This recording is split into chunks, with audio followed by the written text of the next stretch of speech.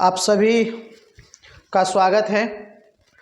जैसे कि आप लोग तैयारी कर रहे हैं बिहार बीपीएससी शिक्षक भर्ती का, तो ये जो चैप्टर है ये काफ़ी इम्पोर्टेंट है। क्यों इम्पोर्टेंट है मैं आपको बता दे रहा हूँ।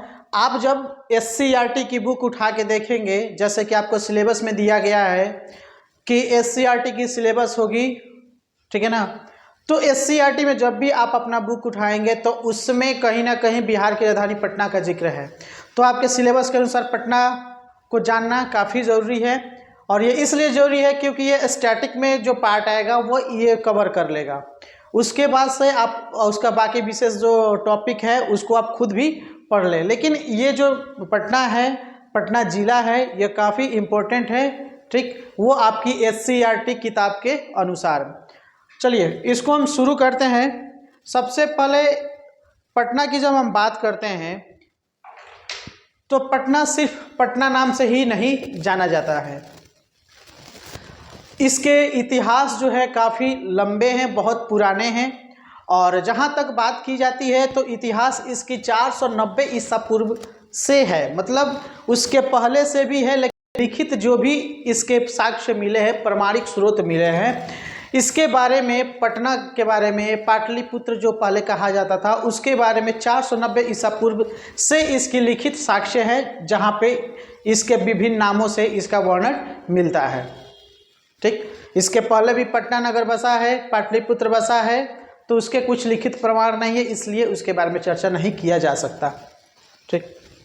चलिए सबसे पहले आप इसके नाम को देख लें। पटना जो है कई नामों से जाना जाता है, ठीक है।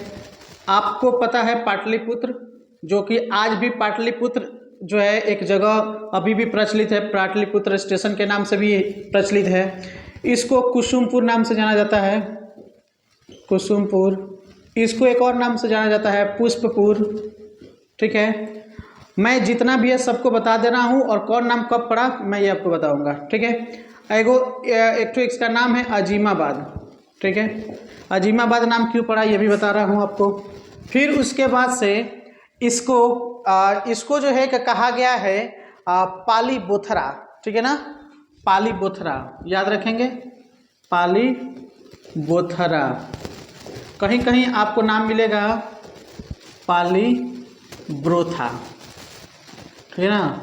तो ये सारे नाम भी इसको, मतलब ये सारे नाम भी आपको मिलेंगे। उसके बाद से एक और नाम मिलेगा पालिन फू।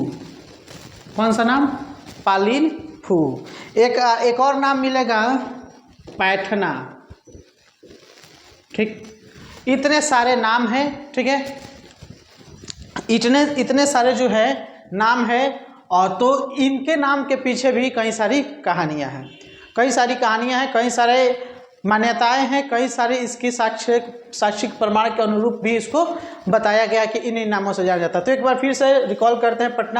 पटना को सर्वाधिक प्रचलित नाम पाटलिपुत्र, उसके बाद कुसुमपुर, पुष्पपुर, अजीमाबाद, ठीक है ना, पाली बोथरा, पाली ब्रोथा, पालिनफू, पैठना, ठीक है।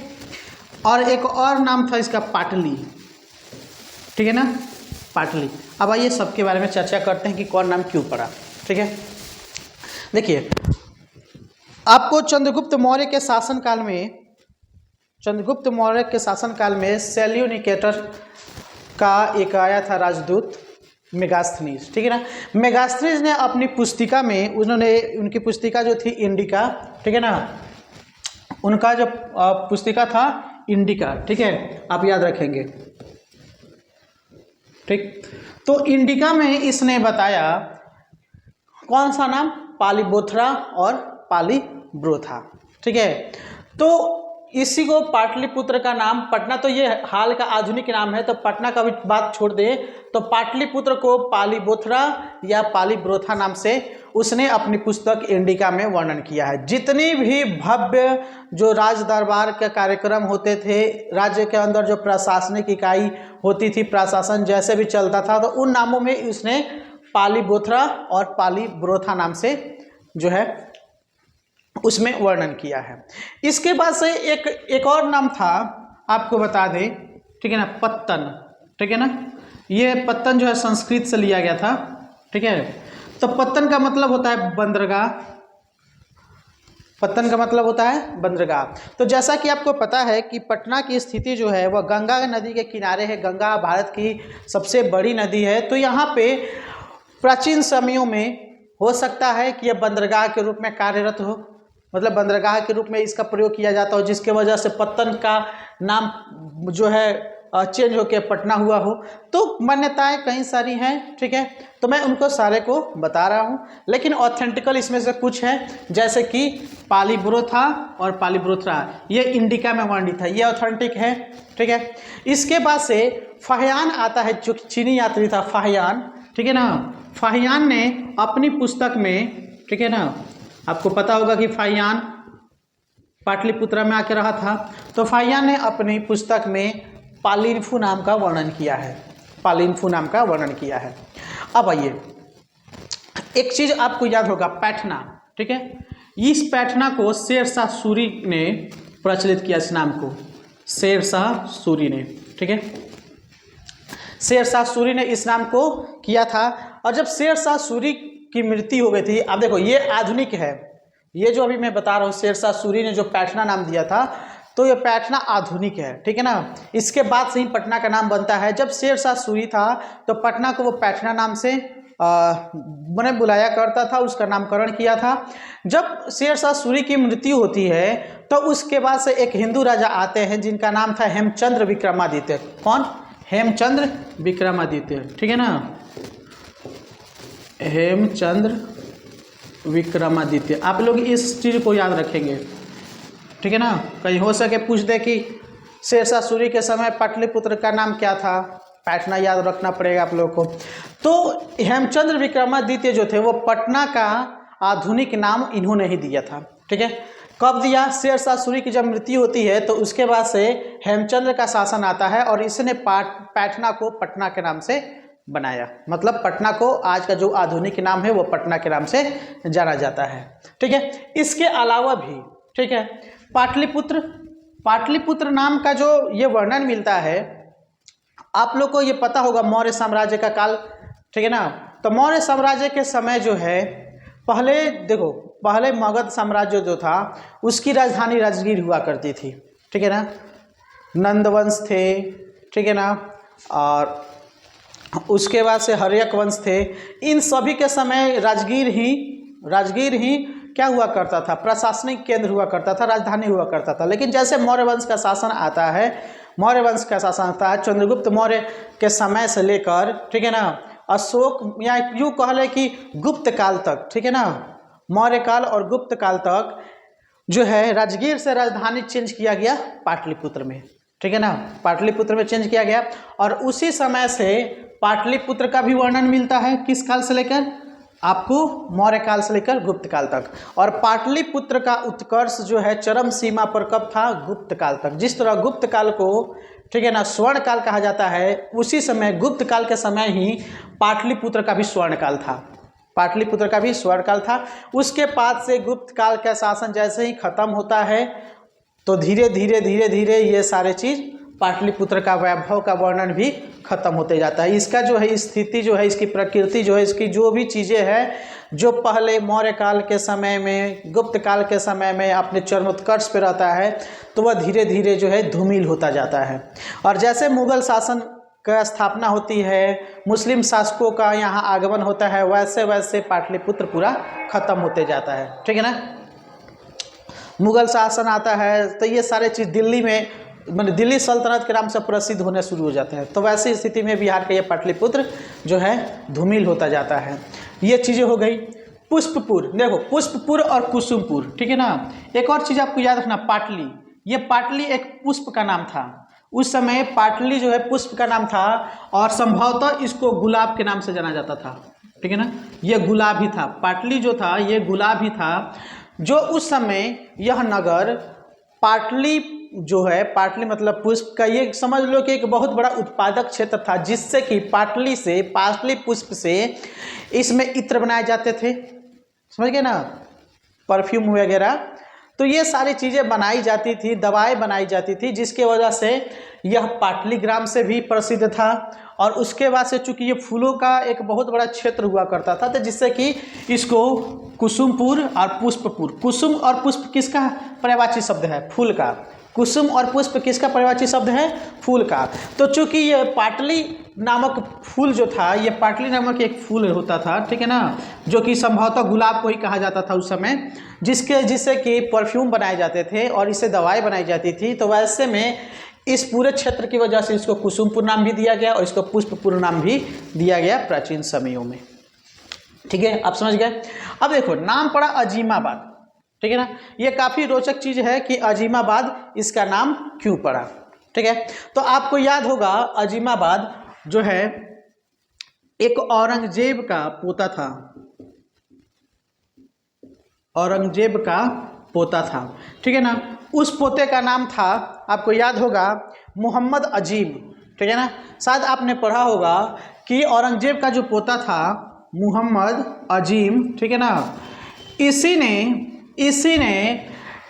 ने जो है इस नगर का नाम अपने नाम पर औरंगजेब के द्वारा अजीमाबाद रखवाया था, क्योंकि उसके पोते को यह जो है नगर काफ़ी पसंद आया, जिसकी वजह से औरंगजेब ने अपने, मतलब यूँ कह ले कि जिद की वजह से, ठीक है ना, पसंद होने की वजह से अपने पोते के नाम अजीम के नाम पर, मोहम्मद अजीम के नाम पर अजीमाबाद इसको रखा था। ये हो गया इसके नाम का इतिहास। तो पाटलिपुत्र एक ऐसा नगर है जिसके प्राचीन से लेकर वर्तमान तक कई नाम हैं और सबका अपना अपना प्रचलन है, मतलब अपना अपना एक चीज़ जो है यहाँ पे दिया गया। अब देखो आधुनिक का जो पटना है, ठीक है ना, पटना में एक है पटना सिटी, ठीक है ना, एक पटना सिटी भी है, ठीक है। तो आप लोग याद रखेंगे पटना के अंदर ही पटना सिटी है। और ये पटना सिटी क्यों प्रसिद्ध है, क्यों मैं आपको बताना चाह रहा हूँ। तो पटना सिटी ही है जहाँ सिख पंथ के, सिख धर्म के 10वें गुरु, ठीक है ना, 10वें गुरु गोविंद सिंह, ठीक है ना, गोविंद सिंह का जन्मस्थली है, ठीक है ना, गुरु गोविंद सिंह का जन्मस्थली है। और यहीं पे आप लोग याद रखेंगे कि जो इनका जो देखो इनका जन्म यहाँ पे हुआ था। सिख के जिस तरह हम लोग को बोलते हैं ना, ठीक है ना, जिस तरह हम लोग ये बोलते हैं कि शक्तिपीठ होता है, हिंदू धर्म में शक्तिपीठ होता है, 51 गो शक्तिपीठ है।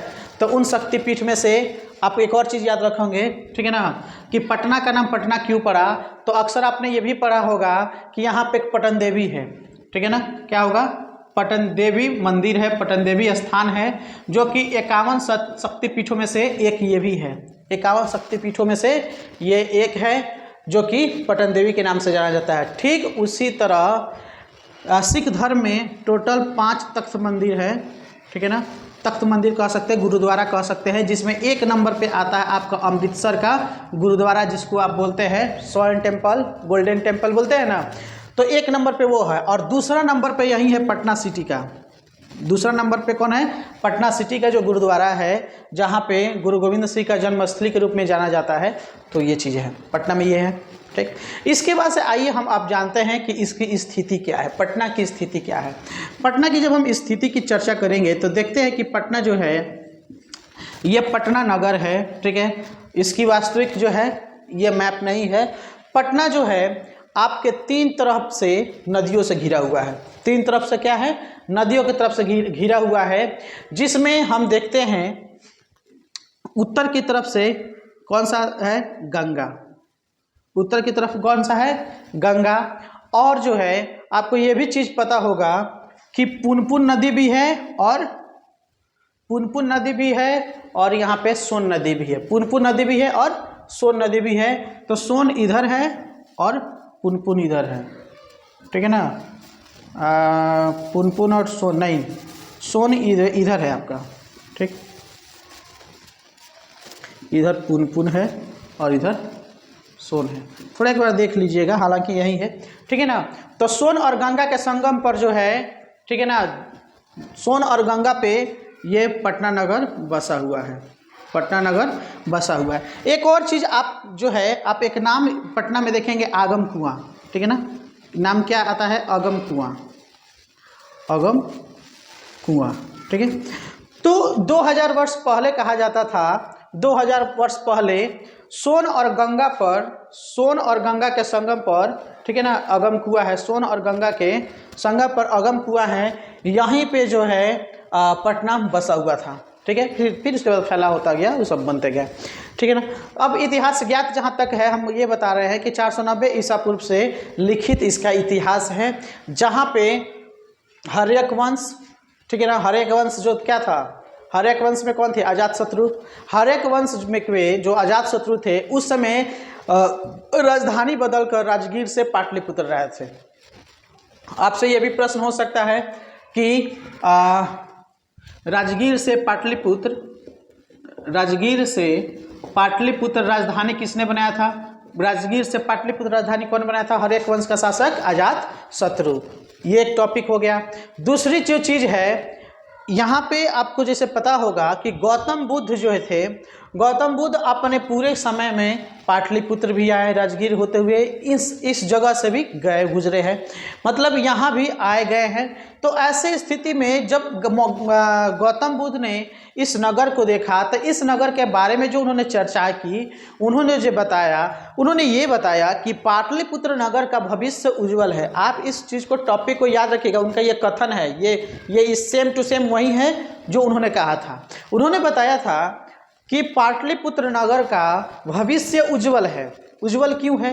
अगर आप देखोगे तो यह गंगा के किनारे बसा हुआ है, सोन नदी के किनारे बसा हुआ है, पुनपुन नदी के किनारे बसा हुआ है, जिससे कि ये क्या होगा, पूरा जो क्षेत्र है उपजाऊ है, ठीक है ना, हर तरह से ठीक ठाक है, सुरक्षित भी था, ठीक है ना, क्योंकि 3 तरफ से नदियाँ होने की वजह से, आज तो ना उसमें पुल बना है, नदियाँ होने की वजह से उसका क्या था, घिरा था, सुरक्षित था, ठीक है ना। जैसे हम एक दुर्ग का निर्माण जब होता है, जब आपने पढ़ा होगा किलों का निर्माण होता था, दुर्ग का निर्माण होता था, या आपने फिल्मों में भी देखा होगा, तो उसे किनारे किनारे किले को बचाने के लिए, दुर्ग को बचाने के लिए क्या किया था, गड्ढे खोद कर उसमें पानी भरे जाते थे, ताकि जो है उसे कोई आसानी से नहीं पार कर जाए, ठीक है। तो वैसे ही ये 3 तरफ नदियों के होने की वजह से ये सुरक्षित भी था, यहाँ पर उपजाऊ भूमि भी थी, सौंदर्य की कोई कमी नहीं थी, ठीक है, प्राकृतिक पूरा वातावरण था। तो ऐसे में गौतम बुद्ध ने यहाँ पे कहा था कि इसका भविष्य उज्जवल है, परंतु अगर इसे किसी चीज़ से खतरा है तो वह है बाढ़ और आग, ठीक है ना। बाढ़ और आग की वजह से इस नगर को खतरा है।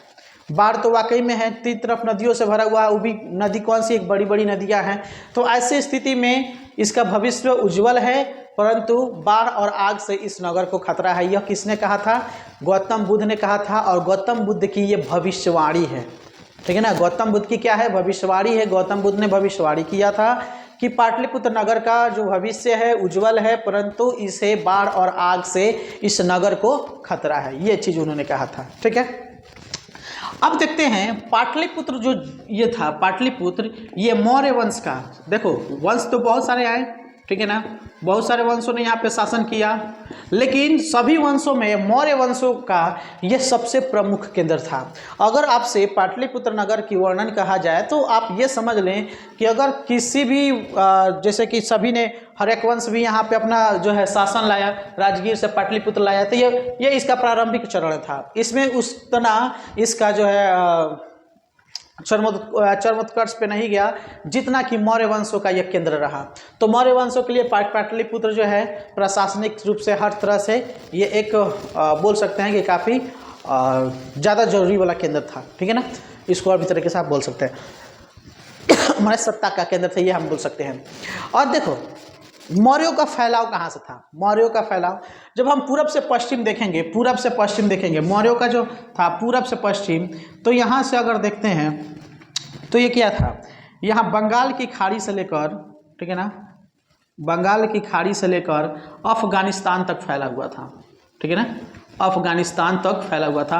और आप समझ लीजिए कि लगभग बंगाल के बाद से बिहार ही, और बिहार के पास ही पाटलिपुत्र थे। यहाँ से लेके प्रशासन यहाँ तक होता था, यानी पूरा ये क्या था, पूरब में फैला हुआ था, मतलब पूरब में केंद्र था, और कहाँ था, पश्चिम में, ठीक है ना, पूरा अफगानिस्तान तक ये जो है सत्ता का केंद्र रहा है। इसके बाद से आपको जैसे मैंने बताया कि इस स्थान पर मेगास्थनीज आया हुआ था। मेगास्थनीज जिसको सेल्यूकस निकेटर ने अपना राजदूत के रूप में चंद्रगुप्त मौर्य के दरबार में भेजा था, उसने इंडिका लिखा, उसने इंडिका में ये सारी चीज़ें इस नगर का वर्णन जो है पाटलिपुत्र नगर का वर्णन उसने किया था, ये चीज़ ठीक है। उसके बाद से जिस तरह मैंने ये भी बताया कि गुप्त काल जो है अपने वंश का, या बोल सकते हैं पिछले कुछ वंशों में से सबसे अधिक इसको स्वर्ण काल के रूप में जाना जाता है। ठीक उसी प्रकार पाटलिपुत्र नगर भी, ठीक है ना, ये जो था स्वर्ण काल था अपने समय में। किस समय? गुप्त काल के समय। धीरे धीरे इसकी स्थिति धूमिल होती गई, ठीक है। फिर उसके बाद से ये था आपने अब आते हैं, थोड़ी तो प्राचीन बातें हो गई, अब थोड़े आते हैं मध्यकालीन इतिहास में, ठीक है ना। दिख रही है, थोड़ा देख ले रहा हूँ, दिख रही है कि नहीं, ठीक है। तो आइए इसके बाद से हम जानते हैं क्या कि मध्यकालीन भारत में इसके साथ क्या क्या हुआ। मध्यकालीन भारत में जब आता है तो यहाँ पे एक चीज़ याद रखिएगा, 1574 ईस्वी का एक घटना आता है। 1574 कौन सा समय? 1574 में। तो देखो मेरी जो मेन टॉपिक है क्या है, पटना के इर्द गिर्द क्या क्या कहानियाँ हुई है, कौन कौन से प्रश्न आपको परीक्षा में पूछे जा सकते हैं, ये सारी चीज़ें मैं आपको बताने का प्रयास कर रहा हूँ। तो पटना में कौन कौन सी चीज़ें मौर्य क्या बोलते हैं मध्यकालीन इतिहास में हुई, ऐसे बहुत सारी चीज़ें हुए हैं, लेकिन मैं आपको एक मोटा मोटी आपको इस बीपीएससी टीचर्स के एग्जाम के लिए मैं आपको बता रहा हूँ। तो 1574 ईस्वी में अकबर की सेना आई थी। किसकी सेना आई थी? अकबर की सेना आई थी। अफगान के जो थे वो शेख दाऊद, ठीक है ना, अफगान के थे दाऊद खान। कौन थे? दाऊद खान।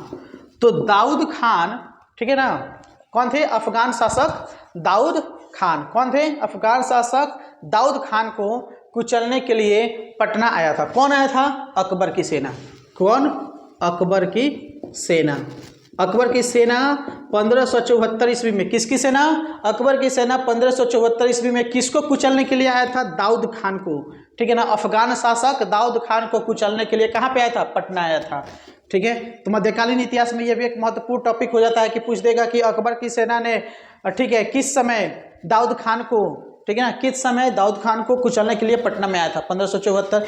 प्रश्न पलट देगा, पूछ देगा 1574 ईस्वी में अकबर की सेना ने दाऊद खान को, ठीक है ना, दाऊद खान को कुचलने के लिए, अफगान शासक दाऊद खान को कुचलने के लिए किस स्थान पर अकबर ने अपनी सेना भेजा था? ठीक है, पटना, ठीक है। तो मध्यकालीन इतिहास में ये चीज़ें एक इम्पोर्टेंट हो सकती हैं, ठीक है। इसके बाद एक बात आता है, ठीक है ना, जैसे कि मैं एक बोल सकता हूँ, जब वर्णन किया था क्या बोलते हैं, जब अकबर का था ना, आईने अकबरी किसने लिखा था? अबुल फजल ने लिखा था, आपको पता है। आईने अकबरी किसने लिखा था? अबुल फजल ने।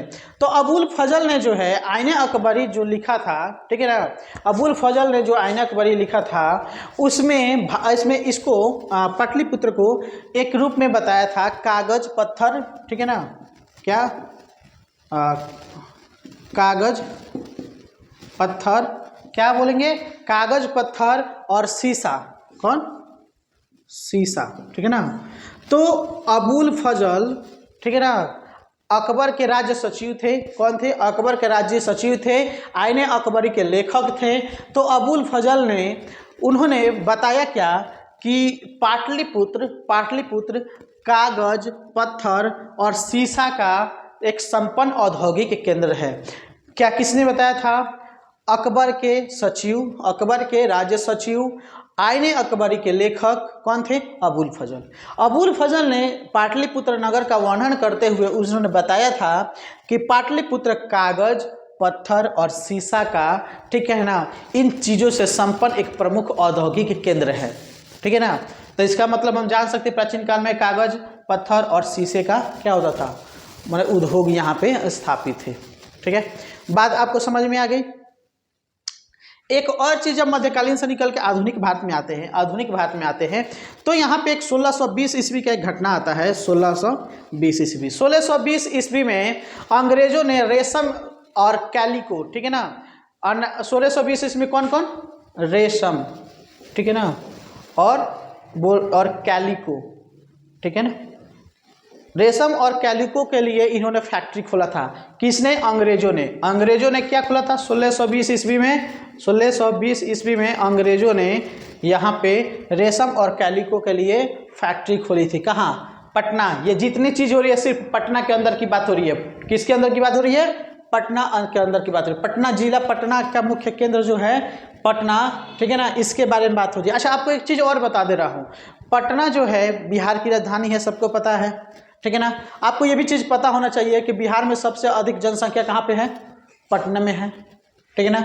सर्वाधिक नगरीकृत जो जिला है, माने सबसे ज़्यादा नगरीकृत जो जिला है वो कौन है? पटना जिला है। बिहार के अंदर सर्वाधिक शहरी जनसंख्या कहाँ पे है? ठीक है, पटना में है। बिहार के अंदर सर्वाधिक शहरी जनसंख्या प्रतिशत वाला जिला कौन सा है? वो भी पटना है। लगभग जो है 43%, लगभग 43% लोग शहरी हैं, ठीक है ना। तो इसको याद रखेंगे कि पटना जिला है। इतनी बातें आप लोग को हो गई, पता है, जानकारी हो गया। चलिए, इसके संबंध में एक और चीज़ आती है, जैसा कि मेरा एक वीडियो है यूट्यूब पे ही, आप लोग देख सकेंगे, बंगाल विभाजन। आप लोग इस वीडियो के बाद बंगाल विभाजन जरूर पढ़िएगा, क्योंकि उसमें भी बिहार से संबंधित कुछ चीज़ें बताई गई हैं, डिटेल में बताई गई है। तो आपको पता होगा एक समय था 1912 का, ठीक है ना, 1912 का, ठीक है ना। तो 1912 के समय में ही, ठीक है, 1912 के समय में ही मैंने उस वीडियो में इसके बारे में डिटेल में बताया था। आप याद रखेंगे कि बंगाल का विभाजन जब हुआ था 1905 में बंगाल विभाजन हुआ था, तो बंगाल विभाजन को रद्द कर दिया गया था। बंगाल विभाजन को रद्द कर दिया गया था, और उसके बाद से लॉर्ड हार्डिंग के काल में रद्द किया गया था। और उसके बाद से जो जॉर्ज पंचम आए थे, दिल्ली दरबार, तीसरा दिल्ली दरबार जब लगा हुआ था, तो 1911 में तीसरा दिल्ली दरबार लगा हुआ था, तो उसमें बंगाल विभाजन को रद्द करते हुए, ठीक है ना, बंगाल विभाजन को रद्द कर दिया गया। और कलकत्ता से जो राजधानी उठ के 1911 में घोषणा हुई, 12 में, वो सब, ठीक है, चली गई। तो 1912 में, ठीक है, क्या हुआ, भारत की राजधानी कोलकाता से दिल्ली बन गई, ठीक है। और जो है यहाँ पे 1912 में बंगाल और बिहार को अलग कर दिया गया, बंगाल और बिहार को अलग कर दिया गया, ठीक है ना। तो 1912 में अलग हुआ बंगाल और बिहार। बिहार के साथ कौन आया? ठीक है ना, अलग कौन हुआ? बंगाल और बिहार। बंगाल से अलग हुआ बिहार और बंगाल, ठीक है ना। लेकिन बिहार में उस समय कौन था? उस समय बिहार में उड़ीसा भी था, ठीक है ना। उसमें क्या था? उड़ीसा, ठीक है। तो ये बोल सकते हैं कि बंगाल का जब बंटवारा हुआ, मतलब बंगाल विभाजन हुआ, बंगाल विभाजन 1905 हुआ, उसके बाद से, ठीक है ना, बंगाल से बिहार और उड़ीसा सहित इसको अलग किया गया। तो उस समय उड़ीसा बिहार का ही अंग था। फिर बिहार से जो है 1936 में बिहार और उड़ीसा अलग हो गए, ठीक है ना। फिर बात आएगा 2000 ईस्वी में, तो 2000 ईस्वी में जो है बिहार से झारखंड अलग हो गया 15 नवंबर 2000 को, ठीक है। और यह अलग हुआ था 1 अप्रैल को, यह अलग हुआ था 1 अप्रैल को, ठीक है ना। 1 अप्रैल 1936 को यह अलग हुआ था। 15 नवंबर 2000 को बिहार और झारखंड अलग हुआ था, ठीक है। ये सारी चीज़ें हैं, बात समझ में आ गई। चलिए, अब कुछ चीज़ों के बारे में और जानते हैं। ये तो इतिहास हो गया, ठीक है। उसके बाद से आप लोग कई सारे चीज़ जो हैं आपको पूछे जाते हैं भवनों से संबंधित। आप एक नाम याद रखेंगे, I.F. मुनिंग, ठीक है ना। नाम देख लीजिए, क्या है? I.F. मुनिंग, ठीक है ना। तो I.F. मुनिंग मैं क्यों बताना चाह रहा हूँ, बिहार के अंदर जो प्रशासनिक भवन बना है, संग्रहालय बना है, उच्च न्यायालय बना है, विधानसभा बना है, इन सभी को बनवाने का श्रेय किसको है? I.F. मुनिंग को।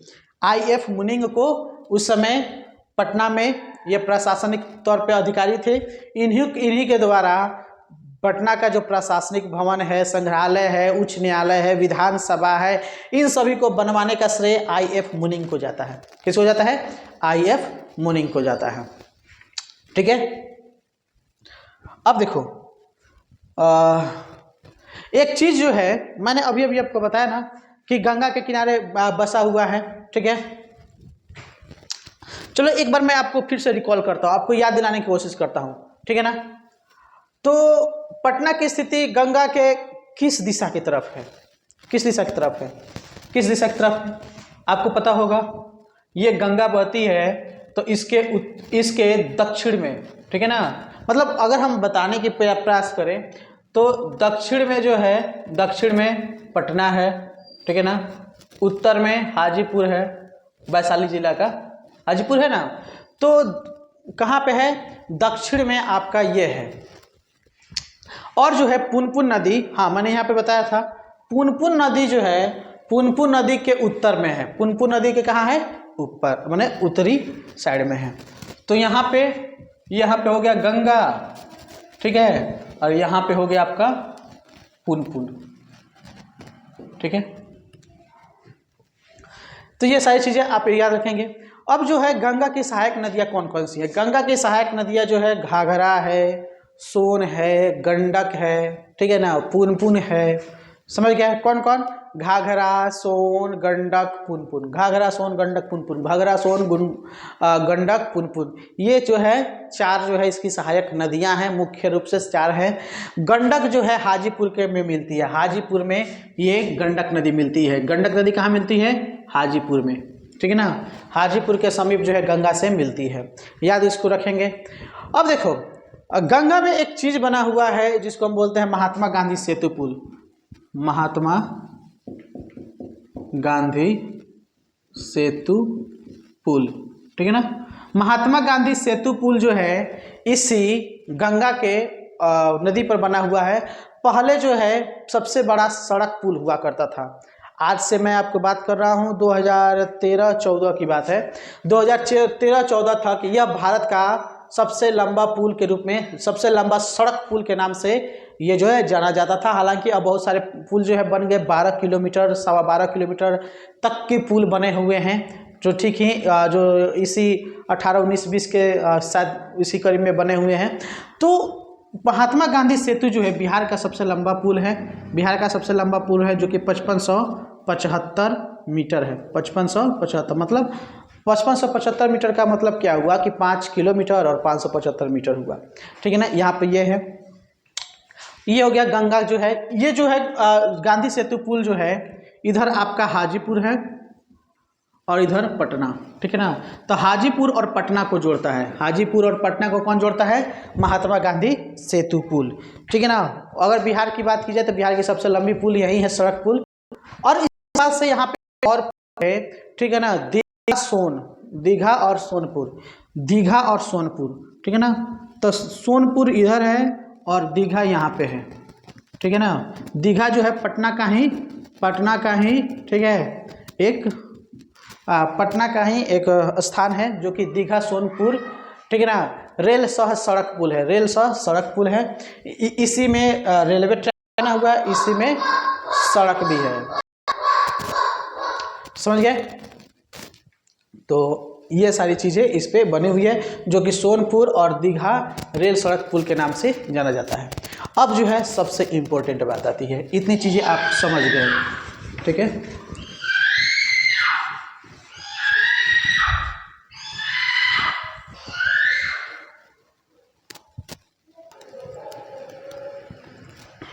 ठीक है, अब सबसे इम्पोर्टेंट चीज़ जो आपको जाननी है, ठीक है ना, जो कि आपको एग्ज़ाम में आने की काफ़ी संभावना है, तो वो चीज़ें आप जान जाइए। यहाँ की दर्शनीय स्थल, यहाँ पे टूरिज्म प्लेस में जो है, टूरिज्म प्लेस जो भी हैं उनके बारे में आप जान जाए, सबसे आवश्यक की चीज़ें हैं, ठीक है ना।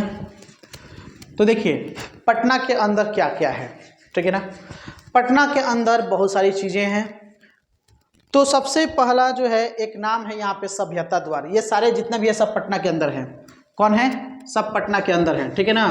पटना के अंदर कौन कौन सी चीज़ें हैं, 1 नंबर सभ्यता द्वार, ठीक है। अब देखो ये सभ्यता द्वार क्यों नाम है इसका, ठीक है।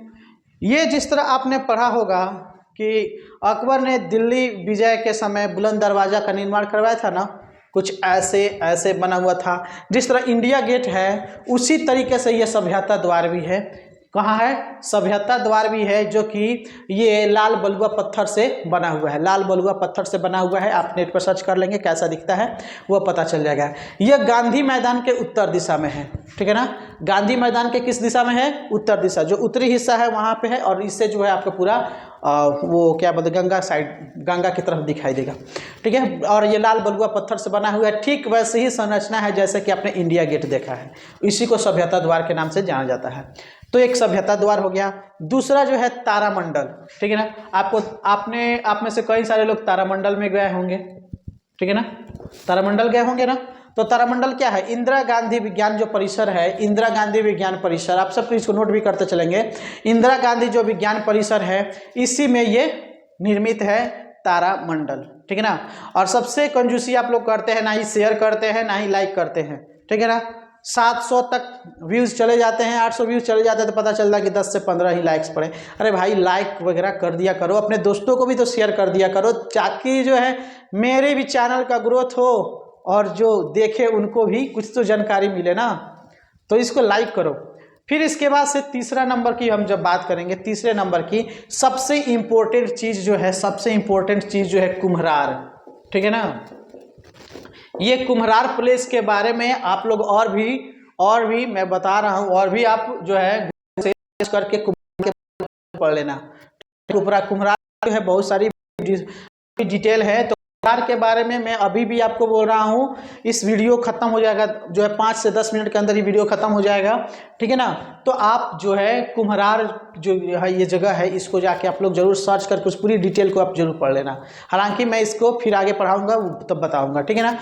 तो ये कुम्हरार जो है मौर्य, चंद्रगुप्त मौर्य, बिंदुसार और अशोक के समय का इसमें भग्नावशेष है। भग्नावशेष मतलब भवन के अवशेष हैं, और इसी भवन के अवशेष में ही बहुत सारी चीज़ें हैं, आपको पता चली जाएंगी।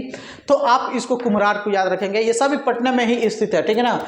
तो पटना में ही कुम्हरार है। कुम्हरार जो है चंद्रगुप्त मौर्य, बिंदुसार, चंद्रगुप्त मौर्य के समय बिंदुसार, अशोक के ये सभी भवनों के अवशेष हैं, और इसके बारे में आप लोग पढ़ लेंगे। चलिए 4 नंबर पे है आपका, ठीक है ना, जो है जलान हाउस, ठीक है ना। एक यहाँ पे है कौन सा, जलान हाउस, आप इसको याद रखेंगे। देखो ये जलान हाउस जो है एक संग्रहालय है, निजी संग्रहालय। कौन सा है, निजी संग्रहालय है जलान हाउस, याद रखेंगे। जलान हाउस क्या है, निजी संग्रहालय है, संग्रहालय, ये भी पटना में ही है। तो इसमें जो है दीवान बहादुर राधाकृष्ण जलान, राधाकृष्ण जलान, अब याद रखेंगे। दीवान जो थे, ये दीवान थे अपने समय के, और ये बहादुर राधाकृष्ण जलान के नाम पे जलान हाउस पड़ा। किसके नाम पे, राधाकृष्ण जलान, दीवान बहादुर राधाकृष्ण जलान के नाम पे ये जलान हाउस पड़ा। ये एक निजी संग्रहालय है, और कहाँ पे स्थित है, तो ये शेर शाह का जो किला है पटना के अंदर जो शेर शाह का किला है, उसी किले में इसमें हीरे जवाहरात, चीनी वस्तु जो भी है उससे सजी एक निजी जो है संग्रहालय है। इस संग्रहालय में किसके नाम पे है, बहादुर राधाकृष्ण जलान, ठीक है ना, उन्हीं का यह निजी संग्रहालय है, जो कि किसके है, शेर शाह के किले के अंदर है, ठीक है ना। इसके बाद से मैंने आपको बताया था तख्त मंदिर। देखो मैंने अभी बताया ना आपको तख्त मंदिर, ठीक है ना, तख्त मंदिर मैंने बताया था। तो देखो तख्त मंदिर नहीं होता, तख्त हर मंदिर होता है। तख्त हर मंदिर साहिब के नाम से प्रचलित है। तख्त हर मंदिर साहिब के नाम से प्रसिद्ध है। इसी जगह पे सिख पंथ के 10वें गुरु गोविंद सिंह का जन्म हुआ था, और यहाँ पे ही एक गुरुद्वारा है पटना सिटी के अंदर, पटना में है, ठीक है ना। तो आपको पता होगा कि तख्त हर मंदिर टोटल 5 है। सिख पंथ में तख्त हर मंदिर टोटल 5 है। ये दूसरे नंबर का है, ये दूसरे नंबर पे है। पहला नंबर कौन सा है, अमृतसर का गोल्डन टेम्पल, ठीक है ना, पहला है अमृतसर का गोल्डन टेम्पल। दूसरा नंबर पे आता है आपका, ठीक है ना, गुरु गोविंद सिंह की। अभी तक गुरु गोविंद सिंह की 350वीं प्रकाश वर्ष मनाया जा चुका है, ठीक है ना, साथ 91 भी मनाया जा चुका है। अब उनके जोड़ेंगे तो पता चल जाएगा कि उनके डेट ऑफ बर्थ के अनुसार, ठीक है, मतलब 350 से अधिक उनके जन्म दिवस मनाए जा चुके हैं, प्रकाश वर्ष मनाए जा चुके हैं, प्रकाश वर्ष के नाम से प्रसिद्ध है, ठीक है। तो ये चीज़ हो गया। इसके बाद से यहाँ पे आता है महावीर मंदिर। महावीर मंदिर सभी लोग पटना जो भी गए होंगे सबको पता होगा। महावीर मंदिर जो है आप सबको पता होगा, महावीर मंदिर हाल ही में बाबा बागेश्वर आए हुए हैं, काफ़ी उनके जाने पे ये मंदिर एकदम भीड़ से भरा पड़ा हुआ था, ठीक है ना। तो महावीर मंदिर के बारे में भी आपको पता होगा। महावीर मंदिर कहाँ पे है? जैसे आप पटना जंक्शन पे उतरेंगे, पटना जंक्शन पे जहाँ पे आप उतरेंगे वहीं पे ये महावीर मंदिर है, ठीक है ना। आप लोग अगर कोई जा रहे हों आप ज़रूर घूम लें, देख लें, ठीक है ना, पता चल जाएगा। मैं तो जब भी जाता हूँ जहाँ मुझे जंक्शन पे अगर कुछ समय रुकना रहता है तो मैं मंदिर के समीप मंदिर पे ही जाके थोड़ा सा घूम लेता हूँ, उसके बाद से पूजा पाठ भी कर लेता हूँ, काफ़ी अच्छा लगता है। और रहा बात ऊपरी हिस्से पे जाने पे, इतने हवा का जो आनंद आता है, ठंडी ठंडी हवा का काफ़ी माने आनंद आता है। उसके बाद से वो काफ़ी मतलब दर्शनीय स्थल है, काफ़ी अच्छा लगता है वहाँ पे जाने के बाद। फिर उसके बाद से इसके बाद से आता है गोलघर, सबसे इम्पोर्टेंट आता है गोलघर। और ये गोलघर क्यों इम्पोर्टेंट है मैं आपको बता दे रहा हूँ। जैसे ही आप SCERT के सिलेबस पढ़ रहे हैं तो SCERT में पटना के बाद गोलघर में जो है काफ़ी चीज़ें लिखी हुई है। 1 to 5 के अगर आप टीचर का एग्ज़ाम दे रहे हैं तो उसमें आपने देखा होगा गोलघर का वर्णन है, ठीक है ना। तो गोलघर जो है इसका इतिहास थोड़ा जान लीजिए। गोलघर जो है अकाल के बाद से, एक समय अकाल आया हुआ था। देखो सबसे पहले गोलघर का निर्माण कब हुआ था? 1770, ठीक है ना। 1770 में गोलघर का निर्माण हुआ था, ठीक है ना। और इसको कोई किसने बनवाया था? जॉन गार्स्टीन ने। किसने बनवाया था? जॉन गार्स्टीन। जॉन गार्स्टीन ने 1770 में गोलघर का निर्माण करवाया था। तो गोलघर का एक इतिहास है। एक समय इसके पहले अकाल आया हुआ था। तो अकाल से फ्यूचर में निपटने के लिए एक अन्न भंडार का निर्माण किया गया, जहाँ पे अन्न इकट्ठा किया जा सके, माने अन्न को इकट्ठा किया जा सके। तो अन्न भंडारण के लिए गोलघर का निर्माण करवाया गया था। गोलघर की आकृति कैसी है? जब आप देखोगे तो ऐसी आकृति है, ठीक है ना। माने इसको बोल सकते हैं अर्ध अंडाकार या अर्ध गोलाकार बोल सकते हैं, ठीक है ना। तो ऐसे ही बना हुआ है। यहाँ से आपको सीढ़ी जाने के लिए दिया हुआ है और ऊपर जाइएगा तो आपको थोड़ा सा यहाँ से दर्शन पाने के लिए, ठीक है ना। और चूंकि देखो ये काफ़ी यहाँ से उठ के जो है ना सीढ़ी कुछ ऐसे करके गया है, ठीक है ना, ताकि ज़्यादा ढलान ना हो, ठीक है, कुछ ऐसे ही बनावट है। तो गोलघर का निर्माण 1770 में जॉन गार्स्टीन ने करवाया था। क्यों करवाया था? उसके ठीक पहले अकाल आया हुआ था और फ्यूचर में कभी अकाल से निपटा जा सके तो अन्न भंडार करने के लिए, यहाँ पे अन्न भंडार के लिए ये गोलघर था। बाद में ये टूरिज्म प्लेस के रूप में हो गया। अभी फिलहाल में इसमें अन्न का जो है भंडारण नहीं किया जाता है, ठीक है। और जॉन गार्स्टीन ने ही 1786 ईस्वी में, याद रखेंगे ये 1770 में तो बना था, 1786 में ही जॉन गार्स्टीन ने, ठीक है ना, इसको पटना का प्रतीक चिन्ह बना दिया था। पटना का प्रतीक चिन्ह, पटना का उस समय प्रतीक चिन्ह क्या था? प्रतीक चिन्ह जो था गोलघर था। सब पूछते गोलघर गोलघर गोलघर कहाँ है? पटना में। सब बच्चे को रटाया जाता है, गोलघर कहाँ है? पटना में। गोलघर कहाँ है? पटना में। तो 1770 में निर्माण हुआ था। 1786 ईस्वी में जॉन गार्स्टीन ने ही इसे पटना का प्रतीक चिन्ह के रूप में बनाया था। ये काफ़ी इंपॉर्टेंट है, चूँकि आप SCERT के जो है लो लेवल की क्लासेस की जो है उसमें ये दिया रहता है, तो अब इसको याद रखेंगे, ठीक है। गांधी संग्रहालय इसके बाद से नाम आता है, गांधी संग्रहालय, ठीक है ना। क्या? गांधी संग्रहालय, ठीक है। तो गांधी संग्रहालय जो है ये आपका पटना में ही है। पटना संग्रहालय भी पटना में ही है। गांधी संग्रहालय, पटना संग्रहालय तो ही पता चल जाएगा। खुदा बख्श लाइब्रेरी भी यहीं पे है। कौन सी? खुदा बख्श लाइब्रेरी, ठीक है ना। ये काफ़ी फेमस लाइब्रेरी है, ठीक है, आपको इसको याद रखेंगे। खुदा बख्श लाइब्रेरी काफ़ी फेमस लाइब्रेरी है। इसका जो निर्माण हुआ था 1800, ठीक है ना, 1891 में किया गया था खुदा बख्श लाइब्रेरी का, ठीक है ना। यहाँ पे एक जयप्रकाश नहीं, डॉक्टर राजेंद्र प्रसाद के नाम से, ठीक है ना, डॉक्टर राजेंद्र प्रसाद के नाम से सदाकत आश्रम यहाँ पे है, ठीक है ना।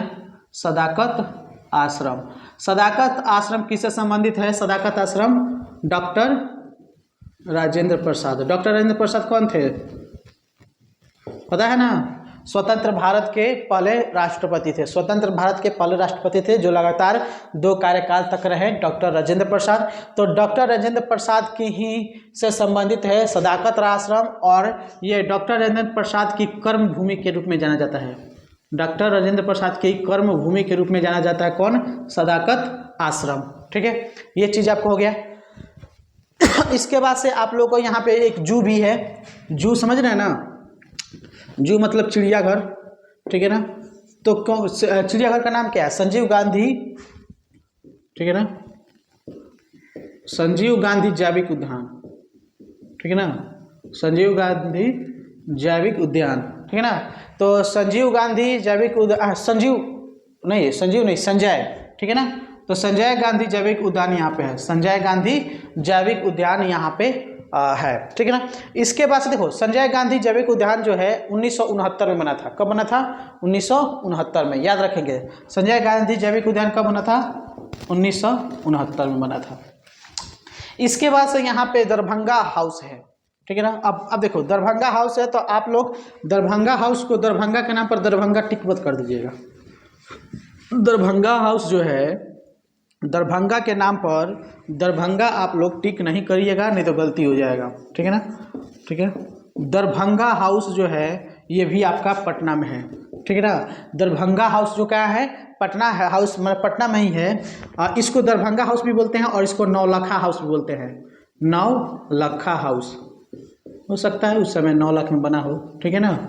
जिस समय कौड़ी या पैसा चलता हो उस समय ये 9 लाख में बना हो, ठीक है, कोई बात नहीं। इसको दरभंगा हाउस या नौलखा हाउस के नाम से भी जाना जाता है।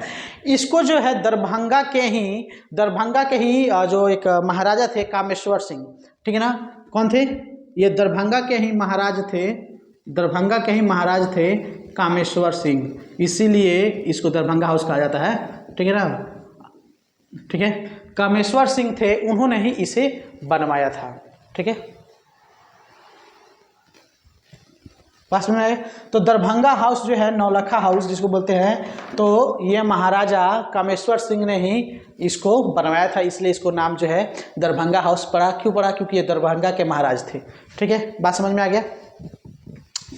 एक और है मुस्लिम धर्म से संबंधित, हालांकि मुस्लिम धर्म से संबंधित यहाँ पे बहुत कुछ है, ठीक है ना। सूफी संत लोग के लिए कई सारे दरगाह हैं, आप लोग इसको थोड़ा पढ़ लेंगे। इस पर मैं नहीं बताने वाला हूँ क्योंकि इसके ठीक 1-2 वीडियोज़ के बाद मैं सूफी पढ़ाऊँगा, तो वो सारी चीज़ें इसमें है, ठीक है। तो आप देख लेंगे। तो एक इसमें नाम आता है बेगू हज्जाम की मस्जिद, बेगू हज्जाम, ठीक है ना, आप लोग याद रखेंगे, बेगू हज्जाम की मस्जिद, ठीक है ना।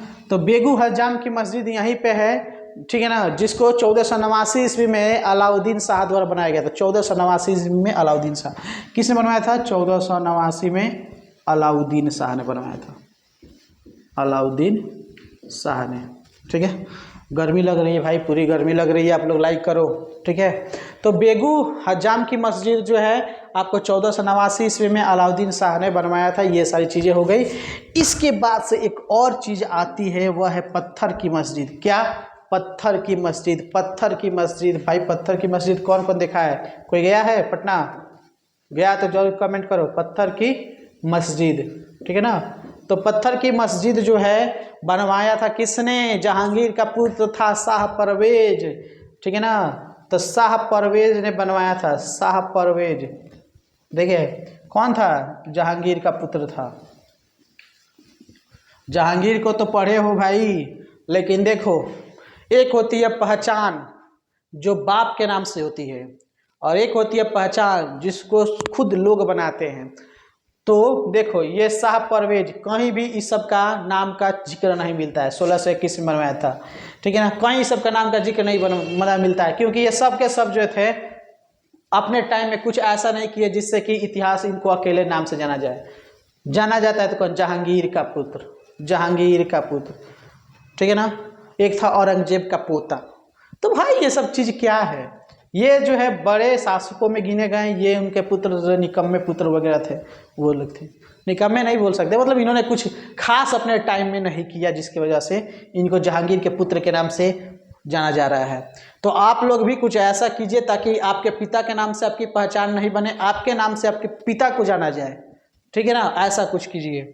अब भाई चोरी डकैती मत कीजिएगा, क्राइम मत कीजिएगा जिससे कि पता चले कि इस चीज़ का अच्छा ये उसका पिता है, ये नहीं होनी चाहिए। कुछ ऐसा करो, कुछ ऐसा करो जो कि समाज में आपकी जो है नाम ऊंचा हो, ठीक है ना। और आपके नाम से आपके पिता की पहचान हो, आपके भाई की पहचान हो, आपके परिवार के सभी सदस्यों की पहचान हो, अरे IAS वैस बनो, IPS UPS बनो कि जैसे कि लगे कि भाई IPS का बेटा है, IAS का IPS का पिता है, IAS का पिता है, ये सारी चीज़ होनी चाहिए यार। क्या तुम लोग पढ़ रहे हो, IAS वैस बनो, ठीक है। तो पत्थर मस्जिद यहाँ पे है, ठीक है। बात समझ में आ गया। पत्थर मस्जिद 1621 इसमें शाह परवेज ने बनवाया था, जो कि शाह परवेज जहांगीर का पुत्र था। अब सबसे इंपॉर्टेंट, पादरी की हवेली कई बार पूछा जा चुका है। पादरी की हवेली को ऐसे ही मत जाने देना, पादरी की हवेली को कई बार पूछा जा चुका है। पादरी की हवेली कहाँ है? देखो, पादरी की हवेली जो है ये एक चर्च है। पादरी की हवेली क्या है? ये एक चर्च है, बहुत पुराना चर्च है। बिहार का जो है सबसे पुराना चर्च पादरी की हवेली है, जो उस समय अंग्रेजों का और ईसाइयों का एक बहुत ही मुद्दा जिसको बोल सकते, बहुत ही गर्म स्थान हुआ करता। गर्म स्थान मतलब हॉट नहीं, वो गर्मी नहीं, मतलब यहाँ पे अक्सर जो है कई सारे मुद्दे चलते रहते थे, जिसकी वजह से ये काफ़ी चर्चा रहता था। ये सबसे प्राचीन चर्च है। कौन सा? पादरी की हवेली, जो कि 1772 ईस्वी में बना था। कब बना था? 1772 ईस्वी में ये पादरी की हवेली बना था। इसके अलावा यहाँ विश्वविद्यालय है, ठीक है। पटना विश्वविद्यालय है, पाटलिपुत्रा विश्वविद्यालय है, और एक और है पार्सियन अरेबियन पाटलिपुत्रा, क्या नाम था, कोई पार्सियन यूनिवर्सिटी वगैरह है। तो ये सारी चीज़ें हैं, आप लोग वो सारी चीज़ें देख लेंगे तो वो मिल जाएगा आप लोग को। विशेष जो चीज़ें थी ये सारी चीज़ें आप लोग को याद रखनी थी। जितना भी मैंने पढ़ाया ये सारे की सारी चीज़ें पटना के अंदर है। ये सिर्फ पटना के अंदर, पटना जिला की बात नहीं हो रही है। ये कोई भी इसमें का टॉपिक पटना जिला से रिलेटेड नहीं है, सिर्फ पटना से है। पटना जिला के अंदर पटना जगह है ना, ये सिर्फ पटना की बात की जा रही है, पटना के अंदर की बात की जा रही है। तो जो भी चीज़ मैंने इसमें बताई है पटना की बात थी, ठीक है। पटना जिला की जब हम चर्चा करेंगे, बताएंगे, तो ये पार्ट 1 हो जाएगा। 2 में आपको उसके डिटेल बता देंगे, क्षेत्रफल बता देंगे उसमें, और अगल बगल में क्या सारी चीज़ें हैं, वो सारी चीज़ें मैं आपको दूसरे वीडियो में बता दूंगा। तो जितने भी शिक्षक अभ्यर्थी हैं सभी से रिक्वेस्ट है, इसको शेयर कीजिए। और आप लोग अगर देख रहे हैं तो यार इसको लाइक करने में क्या जाता है, दोस्तों को भेजिए, सब्सक्राइब करवाइए, चैनल ग्रोथ कराइए, ठीक है ना। ये सारी चीज़ें आप जो है मुझको थोड़ा मोटिवेट कीजिए कि ताकि मैं भी, अच्छा सब्सक्राइबर बढ़ रहे हैं, लाइक्स आ रहे हैं, लोग मेरे वीडियोस को पसंद कर रहे हैं, तो मैं आगे बनाऊँ यार। आप लोग कैसे जो है मेरे को मोटिवेट करोगे, आप ये तो बताओ। कैसे पता चलेगा कि आपको मेरी वीडियोज़ अच्छी लगती है नहीं लगती है? तो आप लोग मुझे मोटिवेट करें, आप मेरे वीडियोस को लाइक करेंगे तब मुझे लगेगा कि मैं अच्छा से कर पा रहा हूँ या और अच्छा करूँगा, और मुझे ये भी मोटिवेशन आएगा कि मुझे लोग मेरी वीडियोस को पसंद करें तो मैं बनाऊँ, मेरी पढ़ाई हुई चीज़ें पसंद आ रही है तो मैं पढ़ाऊँ, ठीक है। तो आप लोग शेयर करो, लाइक करो, सब्सक्राइब करो, क्या जाता है, ज्ञान ही तो मिल रहा है ना, जाता कहाँ है कुछ। टाइम दे रहे हो, पढ़ तो रहे हो। चलो तो फिर मिलते हैं नेक्स्ट वीडियो में आप लोगों से, फिर इसी के साथ एक नए वीडियो में। तब तक के लिए दीजिए इजाज़त, फिर मिलते हैं नेक्स्ट वीडियो में। धन्यवाद।